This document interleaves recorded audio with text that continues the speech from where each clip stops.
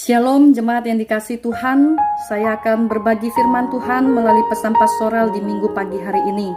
Mari sebelum kita merenungkan satu bagian firman Tuhan ini, kita sama-sama berdoa. Bapa Surgawi, kami sungguh bersyukur karena berkat anugerah Tuhan memungkinkan kami di pagi hari ini untuk kembali bersyukur dan mengingat semua perbuatan Tuhan. Dan ajar kami Tuhan melalui firman-Mu, agar kami diteguhkan sekali lagi di dalam iman percaya kami, dan bersama-sama kami kembali menjalani kehidupan kami seturut dengan apa yang menjadi kehendak-Mu. Terima kasih ya Tuhan, inilah doa kami. Hanya di dalam nama Tuhan Yesus kami mengangkat doa dengan penuh ucapan syukur. Amin. Bapak, Ibu, dan Saudara sekalian, mari kita membuka dari kitab Mazmur pasal yang ke-130 ayat yang pertama sampai ayat yang ke-8. Demikianlah bunyi firman Tuhan, seruan dari dalam kesusahan, nyanyian ziarah. Dari jurang yang dalam aku berseru kepadamu ya Tuhan. Tuhan, dengarkanlah suaraku. Biarlah telingamu menaruh perhatian kepada suara permohonanku. Jika Engkau ya Tuhan mengingat-ingat kesalahan-kesalahan, Tuhan, siapakah yang dapat tahan? Tetapi padamu ada pengampunan, supaya Engkau ditakuti orang. Aku menanti-nantikan Tuhan, jiwaku menanti-nanti, dan aku mengharapkan firman-Nya.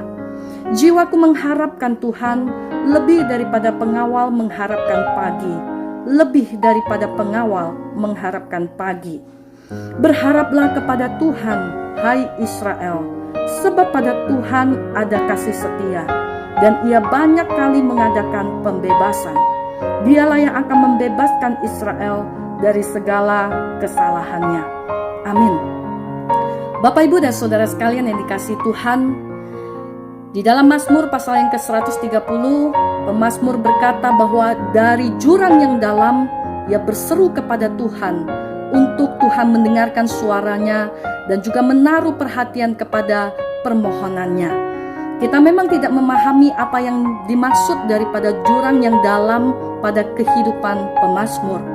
Namun kita dapat mengetahui bahwa manusia dapat mengalami pelbagai kesusahan. Ya, oleh karena apa yang disebabkan di dalam kehidupan manusia, yaitu dosa. Dosa membuat manusia menginginkan apa yang bukan menjadi bagiannya.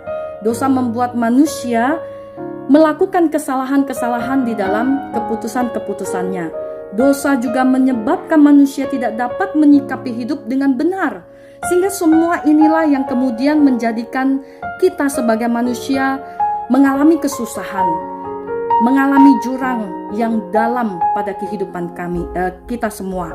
Oleh karena itulah kita belajar daripada pemazmur, ketika dia mengalami jurang yang dalam, maka setidaknya ada 3 hal yang patut kita ingat. Yang pertama adalah ketika kita menghadapi jurang yang dalam pada kehidupan kita patut mengingat bahwa ada pribadi yang mendengarkan jeritan hati kita, suara permohonan kita. Bapak, Ibu, dan Saudara sekalian yang dikasihi Tuhan, Allah itu adalah Allah yang bukan saja mengampuni kita, tetapi Dia juga adalah Allah yang mampu untuk boleh menyatakan kepada kita apa yang menjadi kesalahan-kesalahan kita. Sehingga di dalam itulah kita bisa menemukan bahwa Dia adalah pribadi yang mau dengan setia mendengar jeritan hati kita karena apa yang kita lakukan, apa yang terjadi dalam kehidupan kita. Bahkan Dia yang mendengar suara permohonan kita dalam setiap hal yang kita alami. Yang kedua, kita patut mengingat bahwa ada pribadi yang akan menuntun kita kembali dalam perjalanan kehidupan kita.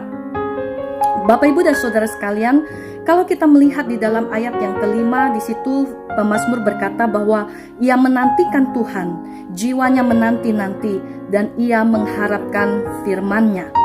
Bapak, Ibu, dan Saudara sekalian, kalau kita mengalami jurang yang dalam pada kehidupan kita, tentu kita ada pada satu situasi hidup yang dapat membuat kita menjadi bimbang dan bahkan kita mengalami kebingungan, kehilangan arah dan tujuan dan lain sebagainya. Maka disinilah kita patut mengingat bahwa ada pribadi yang akan menuntun kita kembali melalui firman-Nya. Oleh karena itu, mari kita kembali bersama-sama membaca dan merenungkan firman Tuhan, mencari pada firman Tuhan apa yang dapat kita temui sebagai panduan hidup kita, sehingga kita kembali dapat menjalani tanggung jawab pada kehidupan ini. Hal yang ketiga adalah kita patut mengingat bahwa di dalam jurang yang dalam ada pribadi yang setia memberi kepada kita anugerah pengharapan. Bapak, Ibu, dan Saudara sekalian, Tuhan bukan hanya mengampuni kita, tetapi Tuhan memberi kepada kita anugerah pengharapan. Betapa pentingnya sebuah pengharapan ketika kita ada dalam jurang yang dalam. Dan hal ini diungkapkan oleh pemazmur ketika dia berkata kepada Tuhan bahwa jiwanya itu mengharapkan Tuhan lebih daripada pengawal mengharapkan pagi. Dan ini diulang sebanyak 2 kali.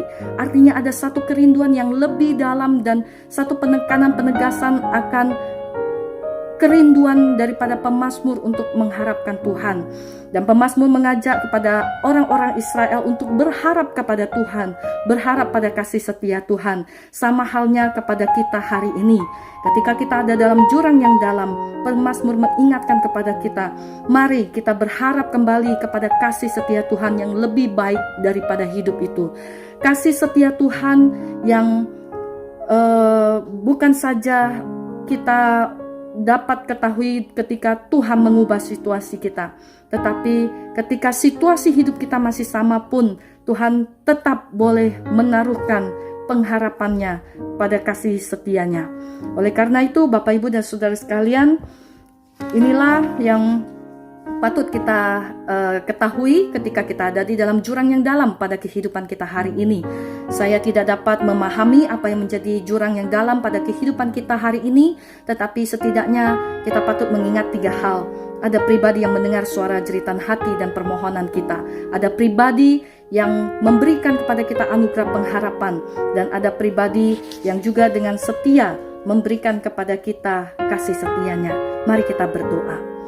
Bapa Surgawi, kami bersyukur untuk kesempatan kami merenungkan firman-Mu. Berbicaralah kepada kami Tuhan, karena hanya pada firman-Mu kami mendapatkan jawaban untuk keteguhan iman kami, sehingga kami dapat mampu menuntaskan semua apa yang menjadi kepercayaan Tuhan dalam tanggung jawab hidup kami.